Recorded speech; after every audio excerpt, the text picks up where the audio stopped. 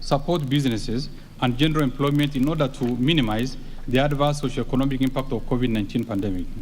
Mr. Speaker, in the financial year 2021-2022, the third phase of the economic stimulus program and the implementation targeted: 1, the Kazi Mtaani program to create employment for over 200,000 youths across the country. 2, preparation of the education sector for the transition in the competency-based curriculum by considering new classrooms to accommodate more than 1 million people expected to join junior secondary schools in January 2023. 3, construction of additional 50 new level 3 hospitals in uncovered and densely populated areas across the country to enhance access to medical services. 4, supporting livelihoods of farmers within the sugar belt, provision of fertilizer subsidy to small-scale tea farmers, and completion of the ongoing intervention in the COVID subsector. And 5, supporting communities affected by drought in arid and semi-arid regions of the country. Mr. Speaker, in this statement, I'll be proposing additional allocation to various activities under the economic stimulus program to further support livelihoods and stimulate economic activities.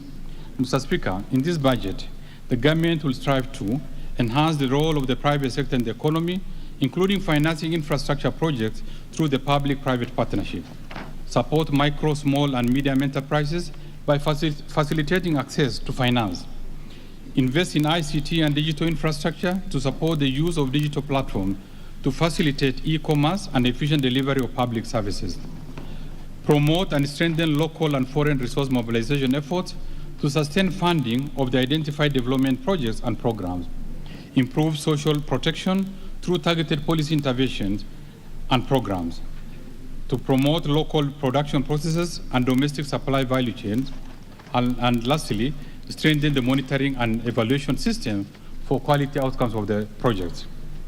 Mr. Speaker, implementation of the socio-economic policies and structural reforms have seen Kenya graduate from a low-income to a middle-income country with an estimated per capita income of Kenya shilling 244,000 in 2021.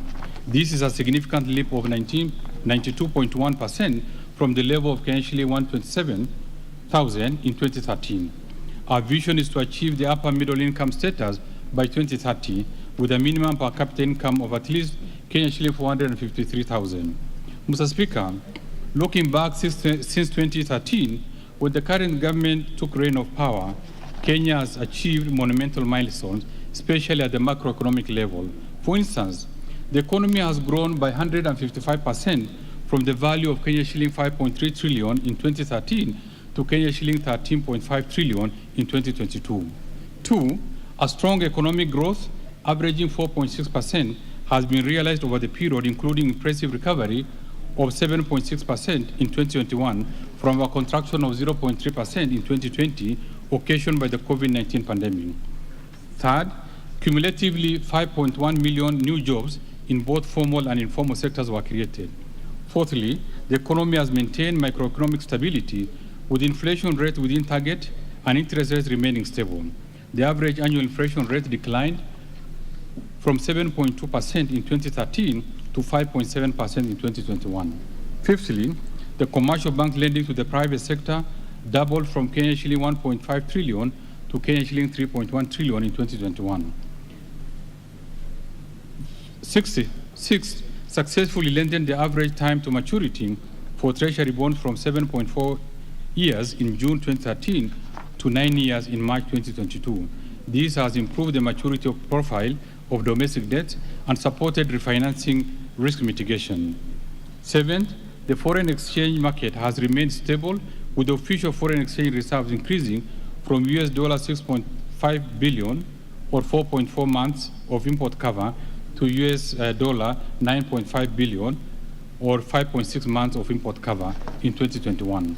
The current account deficit improved by dropping from 7.7% of GDP in 2013 to 4.9% of GDP in 2021, effectively supporting the stability of the foreign exchange market. Annual diaspora remittance grew by close to 300% from Kenya shilling 112 billion in 2013 to the current Kenya shilling 436 billion in 2022. Foreign direct investment rose from Kenya shilling 56.7 trillion in 2013 to Kenyan shilling 75.1 trillion in 2027. Ordinary revenue collection has more than doubled from Kenyan shilling 0.8 trillion in the financial year 2012-2013 to Kenyan shilling 1.8 trillion in the financial year 2020-21, and further to Kenyan shilling 2 trillion in the financial year 2021-2022. The poverty prevalence rate declined from 36.1% in 2013 to 33.6% in 2019. Mr. Speaker, the ongoing police reforms aimed at protecting lives and enhancing general security of the citizens have significantly improved the ratio of police to citizen, from 1 policeman to 1,000 citizens in 2012 to the current 1 policeman to 462 citizens. With regard to the infrastructure, Mr. Speaker, the government has constructed an additional 10,500 kilometers of tarmac roads spread across the 47 counties, facilitating efficient movement of people and goods, thereby rapidly stimulating economic activities. Mr. Speaker, the completion of the standard gauge railway has not only eased movement of passengers during the period, but also led to the transportation of 17.6 million tons of cargo between 2018 and 2021. During this period, over 6.5 million passengers have used the standard gauge railway. This has had positive effects on the economy, including creation of jobs. Mr. Speaker, within the same period, the government tripled power generation from 1,300 megawatts to the current 3,900 megawatts. Of these, 73% is from green source, thus consolidating Kenya's leading generation of green energy in Africa. This has significantly increased the number of households connected to electricity to more than 8.3 million today, compared to 2.3 million in 2013. Mr. Speaker, the international oil prices have been rapidly rising for close to a year without any sign of easing. Conscious of the adverse impact of the high oil prices on all sectors of the economy, the government has taken deliberate steps to subsidize palm prices through the Petroleum Development Levy Fund. This action has stabilized palm prices and consequently prices of goods and services. The government remains committed to provide adequate resources to mitigate the rising cost of fuel. Mr. Speaker, in its pursuit to increase productivity while staying on the economic transformation trajectory, the government has sustained the pace of investment in all sectors. The agricultural sector remains the largest contributor to our GDP and priority under the Big Four agenda on food and nutrition security. The government has continued to support large-scale production of staple food, expanded irrigation schemes, increased access to agricultural inputs, and supported smallholder farmers to sustainably produce and market various commodities. In addition, the government introduced the warehouse receipt system to reduce post-harvest losses. Mr. Speaker, the price of fertilizer has more than doubled in the last 1 year and is still rising. To safeguard food security in the country, the government has allocated Kenya shilling 3 billion to subsidize farmers during the current planting season. We propose to allocate a further Kenya shilling 2.7 billion in the financial 2022-2023 to cushion the farmers while sustaining food production. Mr. Speaker, to strengthen land and property ownership, the government has issued over 5.3 million title deeds over the last 8 years. The government has also fully digitized land records in Nairobi Registry under the National Land Information Management System, referred to Ardhi Sasa program, to improve accessibility of land records and lowering the cost of land transaction. Mr. Speaker, Kenya's emergent oceans and blue economy will remain a key growth engine for the country. In the last 5 years, the country has heavily invested in measures to expand marine fisheries, grow marine transport and logistics, and establishing Kenya as a source of quality and cost-effective labor. These measures have resulted in the opening of the Lamu port, reopening of the port of Kisumu, establishment of the nascent shipyards at the port of Mombasa and Kisumu, revival of the Kenya National Shipping Line, construction of an ultra-modern tuna fish hub at Liwatoni in Mombasa, among others. Mr. Speaker, with the proposed interventions, the sector is on course to be among the top 5 key contributors to the Kenyan economy and a game-changer in enhancement of the socio-economic fortune of the Kenyans living next to our marine resources. Mr. Speaker, prior to the COVID-19 pandemic, the government's strategy to revive tourism sector has yielded positive results. The earnings from the sector had increased by 74% from Kenya shilling 94 billion in 2013 to Kenya shilling 163.6 billion in 2019. Tourist arrivals had also increased from 1.5 million to 2 million during the same period. In 2020, these numbers significantly declined due to the adverse effects of COVID-19 pandemic. Mr. Speaker, in the health sector, hospital bed capacity increased from 56,069 in 2013 to 82,291 in 2020. This increase attributed to over 1,912 new hospitals constructed across the country by the national and county government. Further, the introduction of free maternal health care program, dubbed Linda Mama, initiated in 2016, has led to the decline of maternal mortality rate by 26%. This program, alongside the Beyond Zero campaign led by the First Lady, has significantly contributed to the improvement of maternal health care in the country. Mr. Speaker, to address the growing cancer burden over the last decade, the government has formulated appropriate policies and allocated sufficient resources to guide the delivery of cancer testing and treatment services. Some of these interventions include: 1, establishment of the National Cancer Institute as an overall coordinating agency; 2, construction and equipment of comprehensive cancer centers at Kenyatta National Hospital in Mombasa, Nakuru, and Garissa counties; and 3, support to 10 county referral hospitals to operationalize chemotherapy clinics. Mr. Speaker, to address the quality of education in the country, the government has rolled out radical reforms in the sector that have significantly improved the quality of education in the country. For instance, the investment in the sector has seen the number of primary schools increase from 26,549 to 32,437, and secondary schools from 7,174 to 10,413 between 2012 and 2020. The number of technical and vocational education training institutions also increased from 701 to 2,301 during the same period. As a measure of unprecedented success, transition rate from the primary secondary schools moved from 64.5% in 2012 to the current 100%. In addition, under the radical competence-based curriculum, the plan for the first group to join junior secondary schools in January 2013 is well on course. Mr. Speaker, following the sustained investment in human capital development, Kenya was impressively ranked position 3 in sub-Saharan African region with a human capital index of 0.55 in the year 2020. Mr. Speaker, from 2013 to 2021, the government disbursed Kenya shilling 151.6 billion through the Inua Jamii program support over 1.2 million vulnerable persons, among them orphans, the elderly, and persons living with severe disabilities. Further, the government disbursed Kenya shilling 6.95 billion to support women, youth, and persons with disabilities enterprises through 74,021 groups under the Uwezo Fund.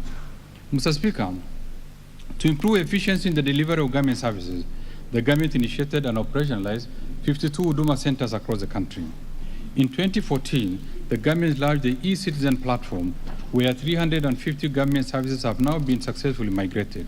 The platform has since served over 27.2 million customers, while raising Kenya shilling 87.1 billion in revenue for the government.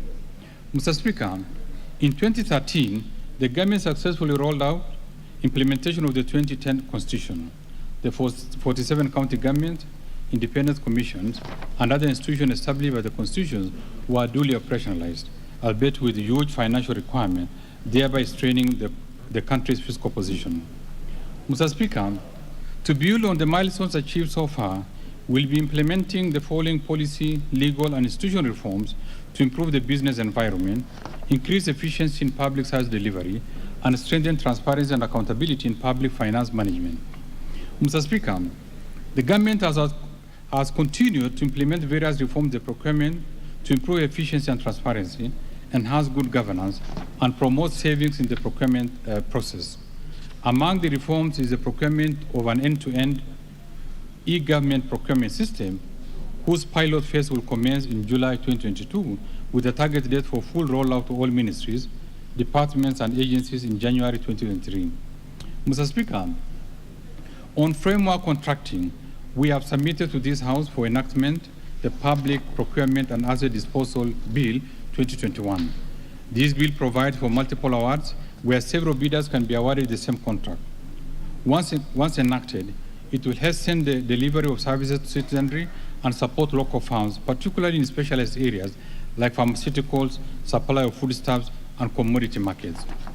Mr. Speaker, further, we have put together a framework that harmonizes the qualification for supply chain management personnel that clarifies competencies for the various cadres in the supply chain management function. In this respect, I direct all procuring entities to adhere to the requirement of this framework.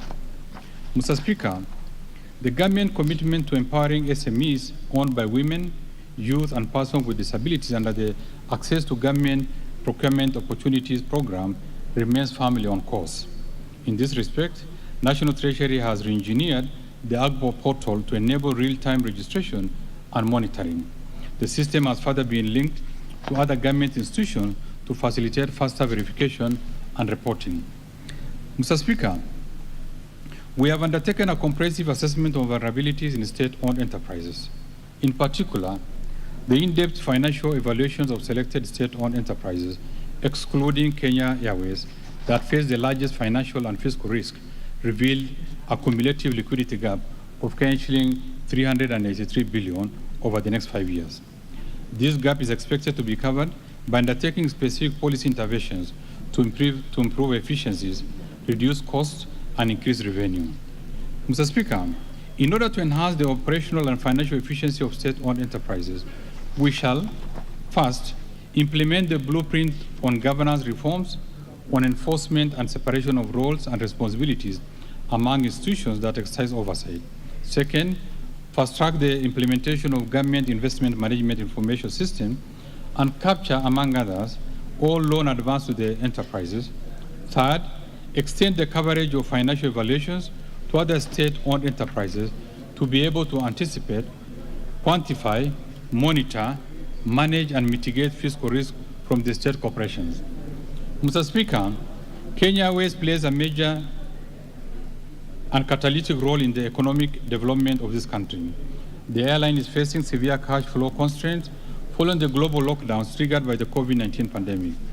The government, as a major shareholder, supporting the restructuring of Kenya Airways to adapt to the challenges facing the aviation industry due to the adverse impact of COVID-19 pandemic.